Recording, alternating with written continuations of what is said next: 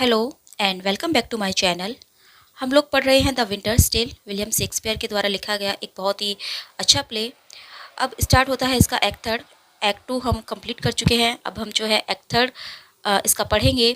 तो act third में हम क्लियोमेनस और डायन को देखते हैं। क्लियोमेनस और डायन जो कि डेल्फी गए थे अपोलो की प्रोफेसी लेने के लिए हरमाइनी के बारे में। तो वो दोनों जो है अब वापस लौट चुके हैं और वो कोर्ट की ओर जा रहे हैं और रास्ते में वो आपस में बातें कर रहे हैं। वो कहते हैं कि वहाँ का जो वेदर था वो बहुत ही फैंटेस्टिक था, हवा बहुत ही फ्रेश थी, आइलैंड जो था वो बहुत अच्छा था और जो टेम्पल था वो तो बहुत ही ज़्यादा ब्यूटीफुल था।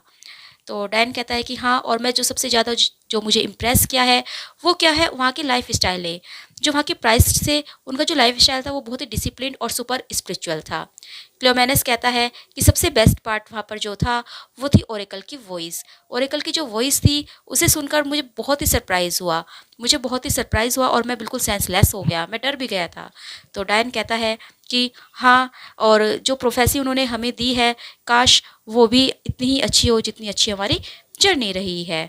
तो क्लियोमेनस कहता है कि डियर अपोलो, सब कुछ अच्छा करना, और मुझे अच्छा नहीं लग रहा है कि हरमाइनी के खिलाफ जो है ये इस प्रकार के एक्यूशंस लग रहे हैं। तो डायन बोलता है कि जो लियोंटिस का जो वायलेंट वाला जो रास्ता है, जो वो रास्ता अपना रहा है, उससे सब कुछ ख़त्म हो जाएगा। और सच्चाई क्या है ये हमें तभी पता चलेगा जब हम ओरेकल की प्रोफेसी को पढ़ेंगे, जिसको कि सील करके दिया गया है। तो चलिए फिर चलते हैं कोर्ट में और देखते हैं कि ओरेकल में क्या लिखा हुआ है, ओरेकल की प्रोफेसी में क्या लिखा हुआ है। क्योंकि वहाँ से जो वो प्रोफेसी लेकर आए हैं वो सील्ड है, तो वो जो है कोर्ट के सामने ही पढ़ी जाएगी। तो इसलिए अभी उन्हें भी नहीं पता है कि उसमें क्या लिखा हुआ है, और वो भी यही उम्मीद कर रहे हैं कि उसमें जो लिखा हो वो हरमाइनी के फेवर में हो। तो यहाँ पर जो है एक्ट थर्ड का सीन फर्स्ट खत्म होता है। Act third scene second start होता है और हम लियोंटिस को देखते हैं। लियोंटिस के साथ कुछ लॉर्ड्स हैं, ऑफिसर्स हैं। तो लियोंटिस जो है बोलते हैं कि मुझे जो है बहुत दुख हो रहा है और मैं दुख के साथ यहाँ पर खड़ा हूँ, लेकिन मैं जो है ये ट्रायल ओपन ट्रायल करना चाहता हूँ। मेरा जो हर्ट है वो बहुत ही दुखी है इस वक्त, क्योंकि जो पार्टी है यहाँ पर वो एक राजा की बेटी है और मेरी बिलव्ड वाइफ है। मैं ये इसलिए कर रहा हूँ ताकि ये क्लियर हो सके कि मैं कोई टायरेंट नहीं हूँ। इसीलिए मैं जो हूँ बिल्कुल ओपन ट्रायल कर रहा हूँ, ताकि या तो ये उसको गिल्टी प्रूव करेगा या फिर उसको इनोसेंट प्रूव करेगा। अब वो कहते हैं अपने ऑफिसर से कि जाओ कैदी को यहाँ पर ले आओ। तो ऑफिसर्स बोलते हैं कि राजा ने रानी को यहाँ पर आने का आदेश दिया है। हरमाइनी पॉलिना के साथ वहाँ पर आती है। लियोंटिस कहता है कि रीड द इंडिसिटमेंट, यानी कि जो ऑफिशियल चार्ज होते हैं, एक्यूज होते हैं जो, तो वो कहता है कि वो पढ़ो कि हरमाइनी के खिलाफ क्या क्या एक्यूज हैं। तो एक ऑफिसर जो है पढ़ता है कि हरमाइनी जो कि रानी है सिसिली की और किंग लियोंटिस की वाइफ है, आपको जो है आप पर इल्ज़ाम लगाया जाता है कि आपने पॉलिक्सिन्स के साथ एडल्ट्री की है, जो कि बोहेमिया के राजा है, और कैमिलियो के साथ मिलकर आपने कॉन्स्पेरेसी की है ताकि आप अपने हस्बैंड को मार सकें। और इसी के साथ साथ आप पर यह भी चार्ज लगाया जाता है कि आपने उनको यहाँ से भागने में मदद की है।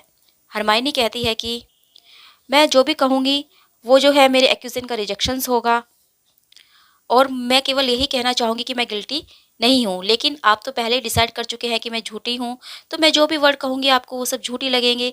लेकिन भगवान जो है वो हमें देख रहा है और मुझे पूरा यकीन है कि जो इनोसेंस है वो जीतेगी। ये जो झूठे इल्ज़ाम मुझ पर लगाए जा रहे हैं ये सब हारेंगे, और जो मेरा पेशेंस है, जो मेरा धैर्य है, वो इस टायरेनी को बिल्कुल डिफीट करेगा, इस टायरेनी को हराकर रहेगा। फिर वो लियोंटिस से कहती है कि तुम जो हो सबसे ज़्यादा अच्छे से मुझे जानते हो कि मैं अपनी लाइफ में कितनी प्योर और कितनी फेथफुल रही हूँ, और इसको कितना भी फेब्रिकेट क्यों ना कर लिया जाए, कोई भी झूठी जो इतिहास है वो इसको चेंज नहीं कर सकता। और मैं बिल्कुल प्योर और फेथफुल रही हूँ। मेरी ओर देखो, मैं राजा की वाइफ हूँ, मैं एक पावरफुल राजा की बेटी हूँ, और मैं एक यंग प्रिंस की माँ हूँ। और अब मैं जो है यहाँ पर खड़ी हूँ अपनी रेपुटेशन को, अपनी लाइफ को बचाने के लिए। मेरी जो लाइफ है वो इतनी ही प्रीसियस है जितने कि मेरे दुख हैं। मैं यहाँ पर सिर्फ इसलिए खड़ी हूँ क्योंकि मेरी जो रेपुटेशन है इसका इफेक्ट मेरे बच्चों के फ्यूचर पर भी पड़ेगा। इसीलिए मैं यहाँ पर खड़ी होकर अपनी रेपुटेशन को बचाने की कोशिश कर रही हूँ। सर, मैं आपसे विनती करती हूँ कि आप याद कीजिए कि आप मुझसे कितना प्यार करते थे और मैं कितना प्यार डिजर्व करती थी, इससे पहले जबकि पॉलिक्सेंस यहाँ पर आए थे। और अगर मैंने कोई भी काम गलत किया हो, कुछ भी ऐसा किया हो जो कि आउटसाइड था, यानी कि जो मेरा काम था उससे बाहर मैंने कुछ भी किया हो या सोचा भी हो, तो जितने भी लोग यहाँ पर खड़े हैं जो कि मुझसे सुन रहे हैं, वो सब मुझसे नफ़रत कर सकते हैं और मेरी जो अपनी फैमिली है वो मुझे श्राप दे सकती है। तो लियोंटिस कहते हैं कि ये तो सामान्य सी बात है कि जिस पर इल्ज़ाम लगे हों वो तो उन सब से मना करेगा ही। तो हरमाइनी कहती है कि हाँ, ये सच है, लेकिन ये उन लोगों के लिए सच है जो कि वास्तव में ऐसी चीज़ें करते हैं। इससे मेरा कोई लेना-देना नहीं है। तो लियोंटिस कहता है, तो क्या तुम एडमिट नहीं करोगी कि तुमने जो है गलती की है? तो हरमाइनी कहती है कि मैं वो चीज़ें एडमिट कर ही नहीं सकती जो मैंने नहीं की है। और अगर रही बात पॉलिटिशियंस की, तो मैं केवल इतना कन्फेस कर सकती हूँ कि हाँ, मैं उससे प्यार करती थी, लेकिन केवल इतना जितना कि एक वुमेन को अपने गेस्ट से करना चाहिए, उस प्रकार का लव। जो कि मेरे जैसी क्वीन को जो जिसकी मतलब जो पोजीशन है अपने पोजीशन के अकॉर्डिंग अपने कोर्ट में आने वाले गेस्ट से करनी चाहिए। अगर मैंने उनकी केयर नहीं की होती तो फिर इसका मतलब तो ये है कि मैंने आपकी अवज्ञा की होती, मैंने आपकी आज्ञा का पालन नहीं किया होता और मैं जो हूँ आपके मित्र के प्रति इनहॉस्पिटेबल हो जाती। मेरा मतलब है कि आप पोलिक्सेंस से बहुत प्यार करते थे। जब से आपने बोलना सीखा था, जब से आप छोटे बच्चे थे, तो आप दोनों एक दूसरे से बहुत प्यार करते थे। तो इसीलिए मैंने भी उनकी केयर की है। और रही बात कॉन्स्पेरेसी की, तो मैंने ना तो कभी इसका टेस्ट किया है और मैंने ना ही कभी ऐसा करने की कोशिश की है। और जितना मैं जानती हूँ कैमिलो के बारे में, तो कैमिलो एक ऑनेस्ट मैन था। भगवान जानता है कि वो कोर्ट से क्यों चला गया, मुझे इस बारे में कुछ भी नहीं पता है। तो लियोंटिस कहता है कि तुम्हें सब पता था कि वो जाने की या वो यहाँ से भागने की प्लानिंग कर रहा है और तुम्हें सब कुछ पता था और तुमने ही जो है उनकी मदद की है। हरमाइनी कहती है कि तुम एक ऐसी लैंग्वेज बोल रहे हो जो कि मैं समझ ही नहीं पा रही हूँ कि आप बोल क्या रहे हैं। और मुझे तो ऐसा लग रहा है कि मेरी जो जीवन है ना वो आपके सपनों की तरह हो गया है, यानी कि आप अपने सपनों की दुनिया में जी रहे हैं और उस पर मेरे ऊपर इल्ज़ाम लगाए जा रहे हैं और आपने मेरी लाइफ को वैसा ही बना दिया है। तो लियोंटिस कहते हैं कि जो तुम्हारे एक्शंस है वो मेरे ड्रीम्स है। तुम क्या कहना चाहती हो कि तुम्हारा जो बेबी हुआ है वो पोलिक्सेंस का है और तुम्हें क्या लगता है कि ये मेरा केवल एक सपना है? और क्योंकि तुम अपने क्राइम्स को डिनाई कर रही हो, मना कर रही हो, तो इससे यही प्रूव होता है कि तुमने वो सब किए हैं। अब जो है वो बच्चा जा चुका है यहाँ से और अब कोई भी जो है फादर कोई भी मतलब उसे नहीं अपनाएगा, कोई पिता उसे अपनाएगा नहीं। हालाँकि ये तुम्हारी गलती थी, ना कि उस बच्चे की। अब जो है तुम्हें मेरे जस्टिस को देखोगी, जो कि एक डेथ सेंटेंस होगा और इसके अलावा कुछ भी नहीं होगा। तो हरमाइनी कहती है कि सर, आप जो है अपने डर को बचाइए और मुझे डेथ से डर नहीं लगता। डेथ से मुझे बिल्कुल भी डर नहीं लगता क्योंकि मेरे लिए अब जीवन में कुछ रहा ही नहीं है। आपका जो प्यार था और मेरी जो जीवन की रोशनी थी वो सब चली गई है। सब कुछ चली गई है, मुझे नहीं पता कि वो कहाँ गई है और क्यों गई है। और मेरी दूसरी ब्लेसिंग्स जो मेरा फर्स्ट बोर्न सन था और मैं उन्हें उसे ही नहीं देख सकती। मानो मैं कोई बीमारी हूँ जो कि उसके पास तक नहीं जा सकती। मेरी तीसरी ब्लेसिंग जो मेरी प्यारी बच्ची थी वो भी जो है मुझसे जुदा हो गई है और उसने तो मेरा दूध भी नहीं पिया है। और मैं यहाँ पर एक वॉर की तरह गली के कोने में खड़ी हुई हूँ, जो कि एक नॉर्मल वुमेन की तरह यहाँ पर खड़ी है और अपने पर लगाए गए इल्ज़ामों को मना कर रही है। एक ऐसी औरत जिसने अभी-अभी एक बच्ची को जन्म दिया है और वो इस खुली हवा में खड़ी हो गई है, जबकि मैंने अब तक अपनी स्ट्रेंथ भी वापस नहीं पाई है। फिर वो लियोंटिस से कहती है कि इसीलिए मेरे राजा, मुझे बताओ कि कौन सी ब्लेसिंग है जिसके लिए मुझे जीना चाहिए और किस लिए जो है मुझे मौत से डरना चाहिए, क्योंकि मेरे पास तो कुछ बचा ही नहीं है। तो अब अगर मैं मर भी जाऊं तो मुझे कोई फ़र्क नहीं पड़ता। लेकिन हाँ, ये बात याद रखना कि मुझे गलत मत समझना। मुझे अपने जीवन की कोई परवाह नहीं है, लेकिन मेरी रेपुटेशन मैं उसे क्लियर करूँगी। और क्योंकि केवल आप मुझ पर इसीलिए शक कर रहे हैं क्योंकि ये आपके दिमाग का वहम बन गया है, आप जेलसी फील कर रहे हैं, आपके इस जेलसी माइंड में ना जाने कहाँ से कौन सी बातें आ गई है और बिना प्रूफ के आप जो है मुझ पर इल्ज़ाम लगा रहे हैं, तो ये इनजस्टिस है, ये कोई लॉ नहीं है। फिर वो कहती है कि जेंटलमैन, यानी कि वो सब लोगों से कहती है कि मैं जो हूँ ओरेकल की प्रोफेसी सुनना चाहूँगी। अब जो अपोलो हैं वो ही मेरे जज बनेंगे। तो जहाँ पर वो जो वहाँ पर लॉर्ड थे वो कहते हैं कि आपकी जो रिक्वेस्ट है वो रीज़नेबल है और अपोलो के नाम पर ओरेकल को यहाँ पर लाया जाए।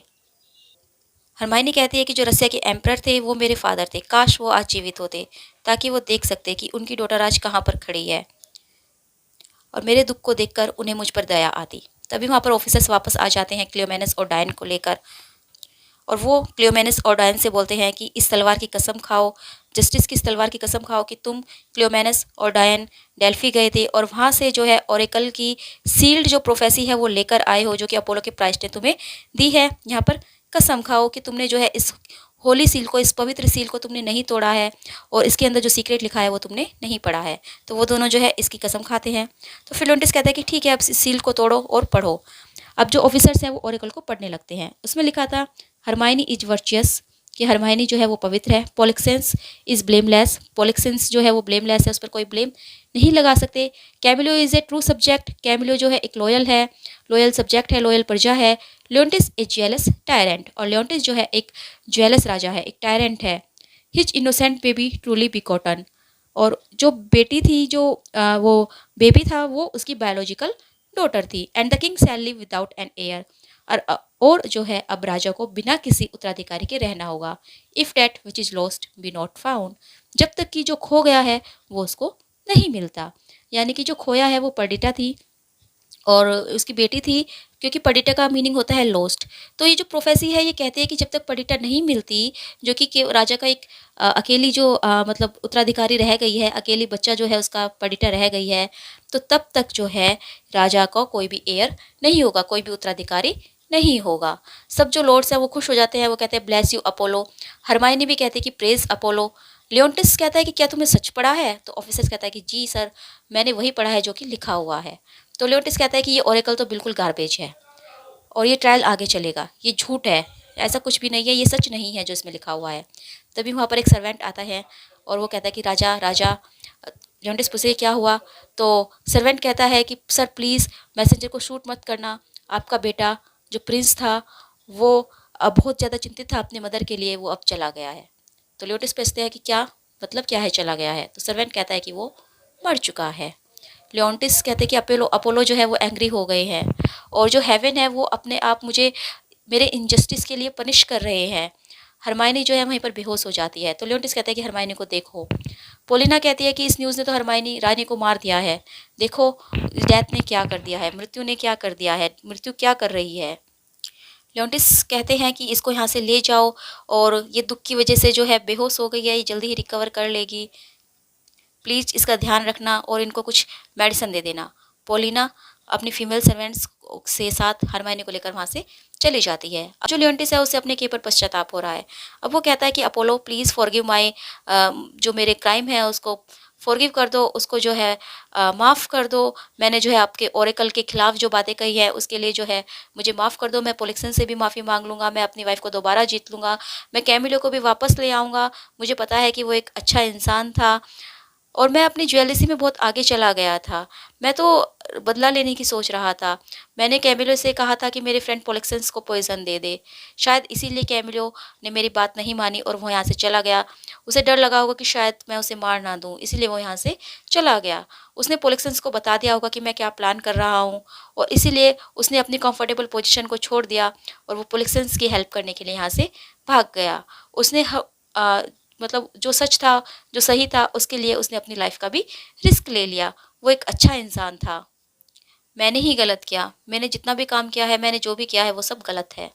तभी वहाँ पर पोलिना दोबारा वापस आती है। पोलिना कहती है कि मेरा हार्ट जो है वो बस टूटने ही वाला है। तो लॉर्ड पूछते कि क्या बात है? तो पोलिना बताती है कि यू टायरेंट, यानी कि वो राजा से कहती है, और तुम्हारे स्टोर में जितना भी टॉर्चर हो मेरे लिए तुम तैयार रखो। मुझे भी जो है तुम टॉर्चर करो, मुझे जला दो, मुझे जलते तेल में डाल दो। किसी भी प्रकार का पुराना या किसी भी प्रकार का नया जो पनिशमेंट हो है वो मुझे दो, क्योंकि मैं तुम्हें कर्स दूंगी, मैं तुम्हें श्राप दूंगी। तुम्हारी टायरेनी ने, तुम्हारी ज्वेलसी ने देखो क्या कर दिया है। अब अगर तुम सोचो, अपने दिमाग पर जोर डालो कि तुमने क्या किया है, तब तुम्हें पता चलेगा कि तुम कितने क्रेजी हो चुके थे। जो तुमने किया है वो सब गलत है। तुमने पोलिक्सेंस को बिट्रे किया है, उसको धोखा दिया है, लेकिन ये कुछ भी नहीं था। चलो कोई बात नहीं, कर दिया। हो सकता है कि इससे पता चलता है कि तुम एक अनग्रेटफुल इडियट थे, इतना बुरा नहीं था। उसके बाद तुमने कैमिलियो को जो है डराया कि तुम उसको मार दोगे अगर उसने राजा को नहीं मारा, अगर उसने पोलिक्सेंस को नहीं मारा। चलो कोई बात नहीं, ये भी एक छोटा सा ऑफेंसेंस था, क्योंकि इसके बाद तो तुम्हारा बहुत बड़ा पाप आने वाला है। तुमने अपनी बेटी को छोड़ दिया जंगलों में, ये भी कोई बड़ी डील नहीं है। और वास्तव में ये भी तुम्हारी गलती नहीं है कि जो सेंसिटिव यंग प्रिंस थे वो मर गए हैं, क्योंकि तुमने जो है उनकी माता पर की लाइफ को डिस्ट्रॉय कर दिया है। नहीं सर, तुम्हें इसका कोई आंसर देने की ज़रूरत नहीं है मुझे, लेकिन अभी अभी जो बातें तुम सुनोगे, इस बातों को सुनकर जो है तुम तैयार रहना रोने के लिए, क्योंकि हमारी रानी प्यारी रानी, डियर जो हमारी डियरेस्ट क्रिएचर थी वो मर गई है। मैं कहती हूँ वो मर गई है और मैं इसकी कसम खाती हूँ। अगर तुम्हें विश्वास नहीं होता तो जाओ और अपनी आंखों से देखो।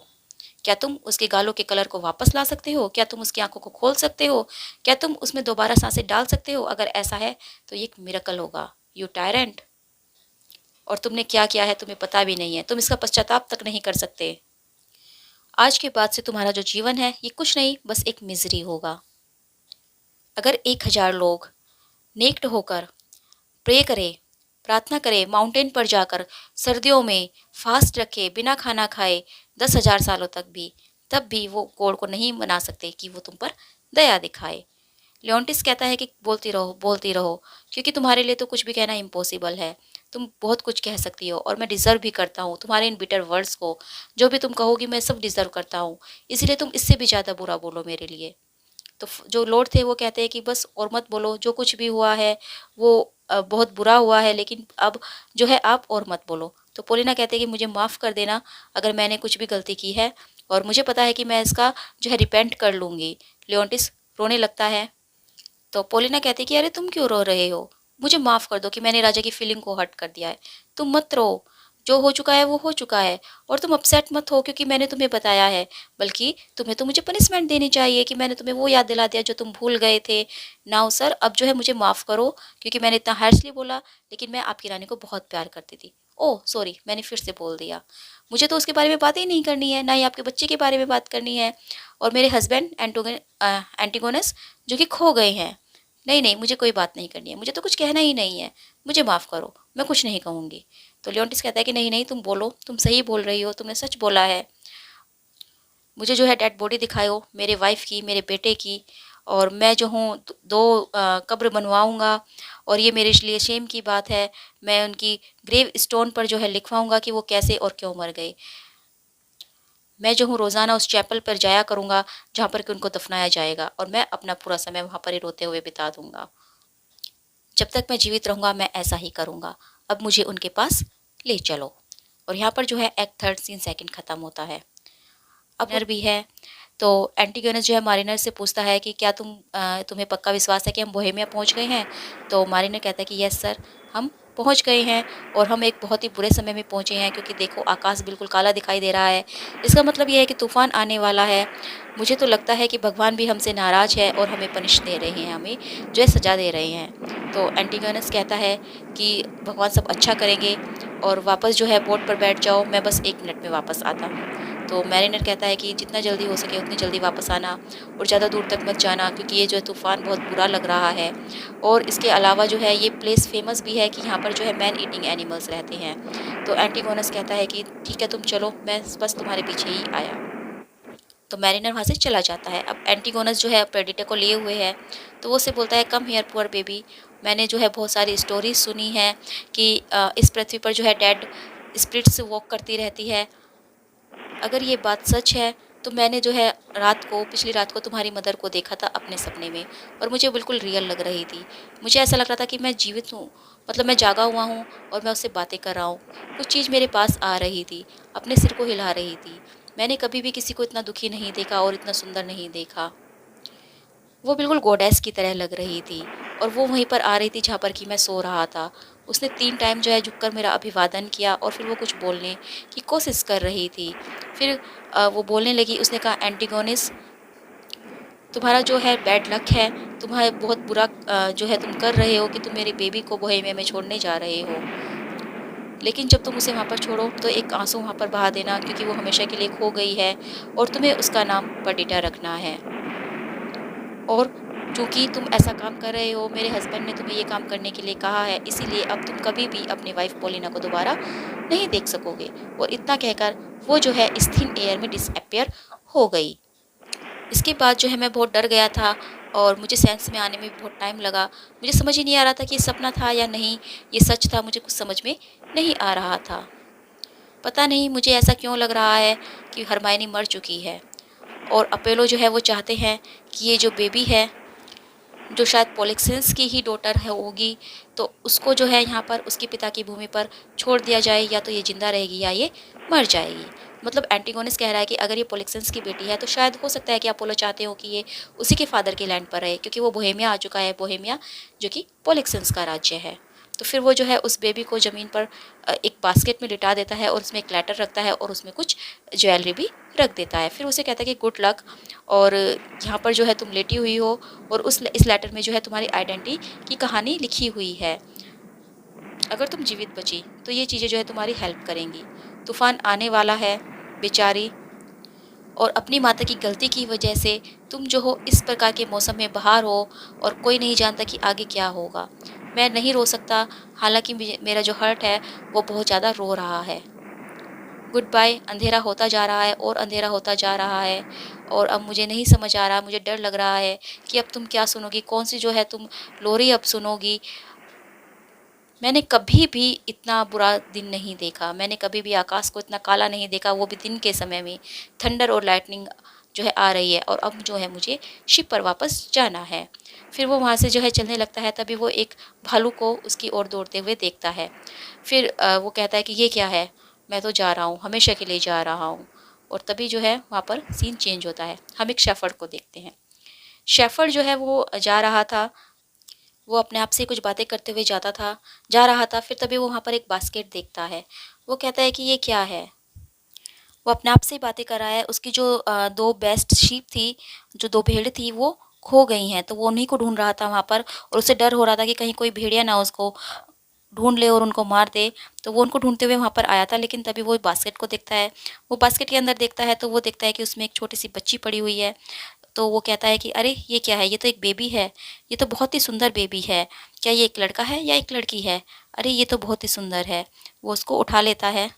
फिर वो कहता है कि मैं स्मार्ट तो नहीं हूँ, लेकिन मैं तुम्हारा फेस देखकर बता सकता हूँ कि जो तुम्हारी मम्मी होगी, जो तुम्हारी मदर होगी, वो एक हाई क्लास लेडी होगी।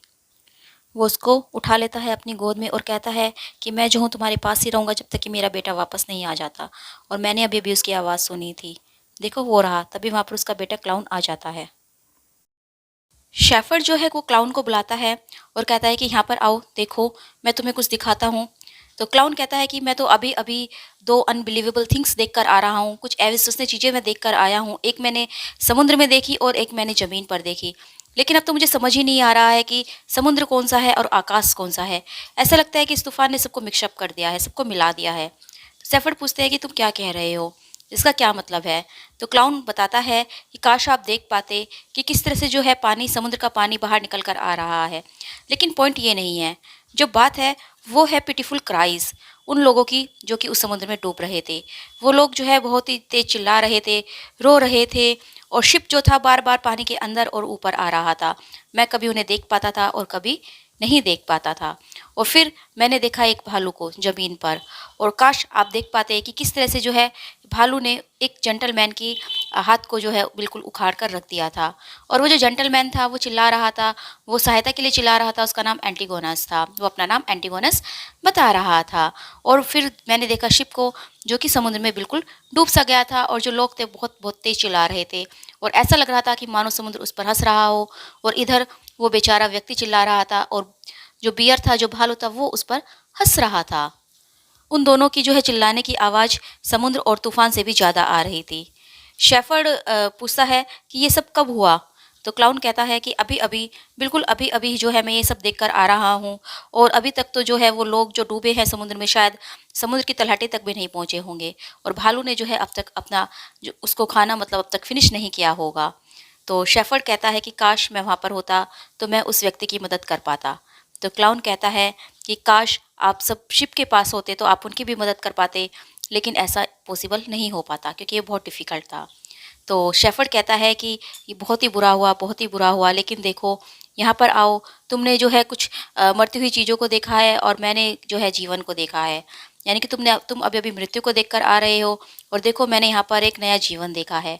फिर वो पर्डिटा को जो है क्लाउन को दिखाता है और कहता है कि देखो देखो यहाँ पर क्या है। और फिर वो जो है गोल्ड का जो बैग था जिसमें कुछ ज्वेलरीज रखी हुई थी वो उठाता है, और क्लाउन को वो देखकर कहता है कि पकड़ो इसको और देखो इसके अंदर क्या है। मुझे ऐसा लगता है कि जो फेरीज है उसने मुझे रिच कर दिया है। तो क्लाउन कहता है कि अरे वाह, आपका तो जो है भविष्य बन गया है ओल्ड मैन, और लगता है आपने जो पाप किए होंगे अपनी जवानी में किसी ने उनको भुला दिया है, और देखो अब तो आपकी लाइफ सेट हो गई है, कितना सारा सोना। शेफर्ड कहता है कि बिल्कुल ये बहुत ही फेयरी गोल्ड है, लेकिन तुम इसको पकड़ो और चलो अब घर चलते हैं, हम बहुत ही लकी हैं कि हमें ये सब मिला। और जो भेड़ उनकी गुम गई थी, तो वो कहता है कि जो भेड़ गुम गई है उन्हें जाने दो, अब हमें घर जाना चाहिए। तो क्लाउन कहता है कि आप जो है घर चलिए, आप अपनी इस नई चीज़ों के साथ, और मैं जाकर देखता हूँ कि भालू चला गया है या नहीं, क्या अभी उस जेंटलमैन का बॉडी को का पार्ट कोई रह गया हो तो मैं उसे दफना दूंगा। तो शेफर्ड कहता है कि ठीक है, ये बहुत ही अच्छी चीज़ है जो तुम करके आओगे, और मुझे भी बताना कि अगर तुम्हें पता चले कि वो कौन था, कहाँ से था, मैं भी जो है तुम्हारी हेल्प कर दूंगा उनको ब्यूरी करने में। तो शेफर्ड तो क्लाउन कहता है कि ठीक है, मैं आपको बता दूंगा। और शेफर्ड कहता है कि हम जो हैं लकी हैं कि हमें आज इतना कुछ मिला है, और शायद कुछ अच्छा काम करके हम इसका भगवान को धन्यवाद दे सके। तो यहाँ पर जो है एक्ट थर्ड सीन थर्ड ख़त्म होता है, और इसी के साथ जो एक्ट थर्ड भी यहाँ पर ख़त्म हो जाता है।